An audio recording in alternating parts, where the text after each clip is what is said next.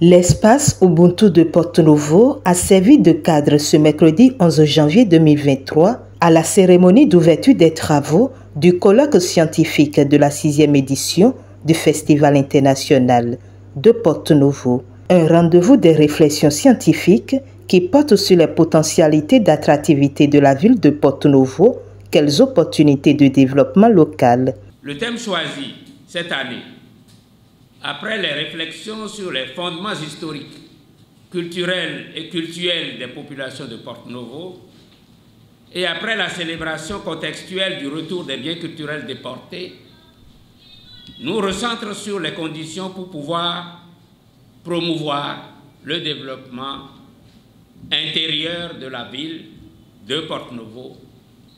Le thème dont il s'agit est les potentiels d'attractivité ou bien l'attractivité de la ville de Porto Novo, quelles opportunités de développement local. L'axe 1 demandait de se pencher sur la diversité socio-culturelle et le dialogue interreligieux, enjeu de développement pour la ville de Porto Novo. L'axe 2 demandait de réfléchir sur les perspectives de promotion de la destination Porto Novo, enjeu pour le développement touristique du Bénin.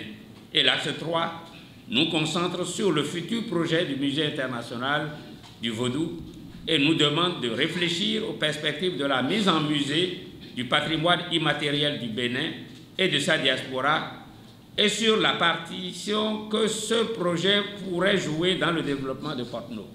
La volonté de relever pleinement le défi lancé par le maire nous a même amené à créer un 4e axe thématique, le secteur privé et sa contribution à l'attractivité économique de la ville de Porto Novo. C'est de cette manière que nous, hommes et femmes de science, nous comptons relever le nouveau défi que nous a lancé M. le maire à la recherche d'un nouveau souffle pour le développement de sa ville sur tous les plans.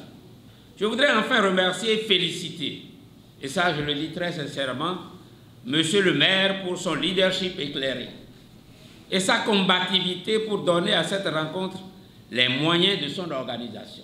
En procédant à l'ouverture des travaux, le maire Chalmin Yankoti expose les ambitions du conseil municipal quant à ce colloque.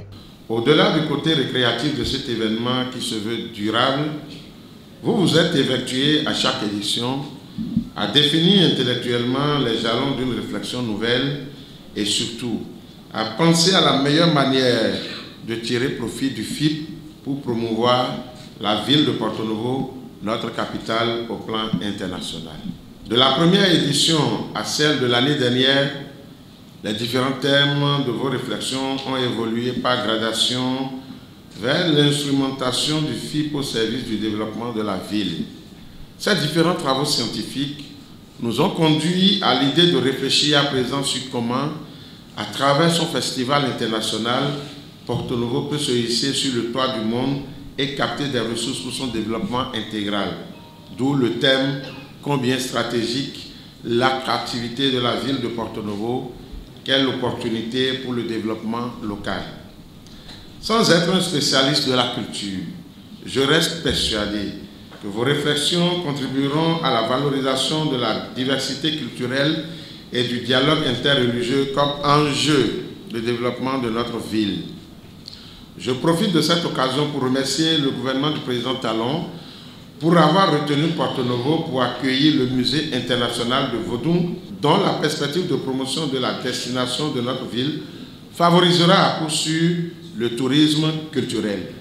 C'est le lieu de remercier Porto Nomade à travers ses différents acteurs pour ce partenariat né et qui aujourd'hui accompagne ce colloque.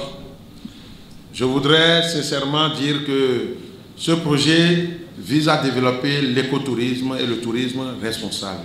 Quand je lève la tête et je vois devant moi la horde d'éminences grises universitaires, gardiens de nos traditions, dépositaires de nos connaissances endogènes et aussi les acteurs du secteur économique, j'ai comme pour ainsi dire une assurance scientifique et certaine qu'à partir des éditions prochaines du Festival international de Porto Novo, du fait de vos présents travaux, notre ville commencera à coup sûr par tirer profit de ses potentialités culturelles, économiques et touristiques. Notre ambition est d'être parmi les toutes premières grandes villes et la meilleure du Bénin à mettre en branle avec efficience et efficacité la vision du président dans le volet culturel du PAG. Le conseil municipal et moi-même restons disponibles pour vous apporter tout ce qu'il faut pour de fructueuses réflexions. Je voudrais donc, en leur nom, vous souhaiter bon courage, bonne réflexion et plein succès à nos travaux. Les participants ont ensuite eu droit à la conférence inaugurale du professeur Dodia Mouzovi sur la problématique de l'attractivité de la ville de Porto-Novo ainsi que ses atouts, leviers et piliers. J'ai essayé de démontrer que de par sa position, de par son histoire, de par sa culture, de par ses ressources humaines, de par sa politique, de par l'environnement, sa biodiversité, de par sa situation infrastructurelle, de par sa situation structurante, Porto-Novo est l'une des rares villes au Bénin qui allie l'atout économique et l'atout touristique. Les deux leviers, économie et tourisme, constituent de forts potentiels pour la ville. Et si nous pouvons nous rendre compte de ce que Porto-Novo est et a, de ce dont il dispose, nous pourrons agir sur ces leviers pour faire de la destination Porto-Novo au Bénin l'une des plus prisées, non seulement au Bénin, mais dans la sous-région. J'ai parlé également de ce que représente le Nigeria, le géant à l'Est, comme un atout majeur. J'ai parlé des hommes, j'ai parlé de la diversité. Seulement, comme l'a dit le poète, Amérique, dans ta grande blancheur, il y a un point noir qui s'appelle Harlem. C'est-à-dire que pour beaucoup, l'image, les identités que nous connaissons de Porto-Novo, nous ne la mettons pas suffisamment en exergue. Et en raison de la diversité socio-culturelle, de la pluralité des acteurs, on pense qu'il y a une contradiction. Non, même si contradiction il y a, j'ai insisté que, un, c'est normal, partout où il y a des hommes, il y a des couacs. Deux, qu'au lieu de constituer une faiblesse, ce doit être une force. Nous n'allons pas nous caresser dans le sens des poils. Comme dans toute communauté, vous venez à Porto-Novo, l'une des faiblesses reste aussi notre perception de la vie que nous sommes, notre perception de vouloir être absolument chef, de vouloir exister sans l'autre. Or, ce monde n'existe pas. L'individu isolé n'existe pas. La communauté isolée n'existe pas. C'est dans la tolérance, c'est dans le dialogue, c'est dans la concertation que nous réussirons à faire de ces potentialités-là. Et elles sont réelles, de ces potentialités, de véritables leviers pour le développement et l'attractivité de notre ville, Porto-Novo. C'est parti donc pour 3 jours de réflexion pendant lesquels des thèmes d'intérêt commun seront au cœur des communications en panel.